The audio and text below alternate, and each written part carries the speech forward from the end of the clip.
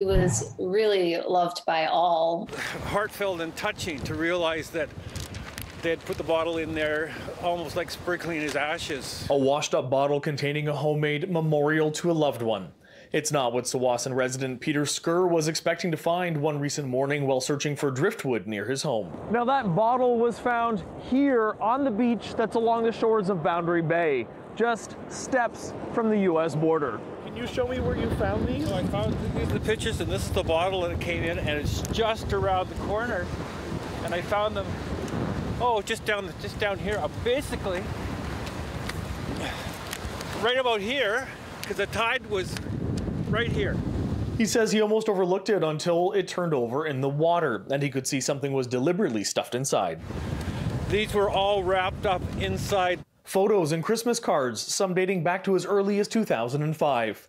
Peter says he was curious and started doing some research online. That's how I found the connections to Evan. Evan Zhao, a Washington state man who died last year. He was a well-respected and experienced climber with a love of the outdoors. But in May, Evan was on a climb when he fell off a trail and was killed.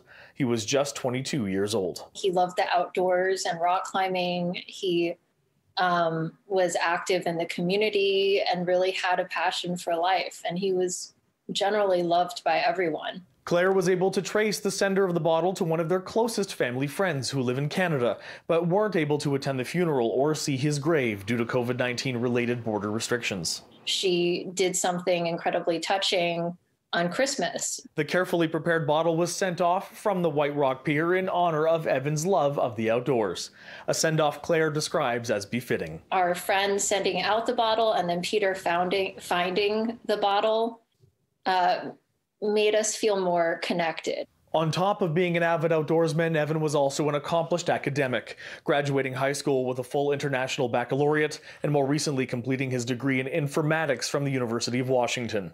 His family has since set up a scholarship in his honor, something well received in his community. There has been no shortage of outpouring from family and friends who just loved him and adored him. Meanwhile, Peter says while most bottles remain lost at sea, he's glad he found this one.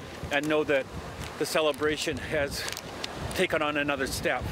I talked yesterday to my mom, and my mom wanted me to mention, be safe, please safely enjoy the outdoors. And I talked to our family friend who sent off the bottle, and she wanted to say he was very active, he was a beautiful young man, and we will always remember him. In Delta, David Zura, City News.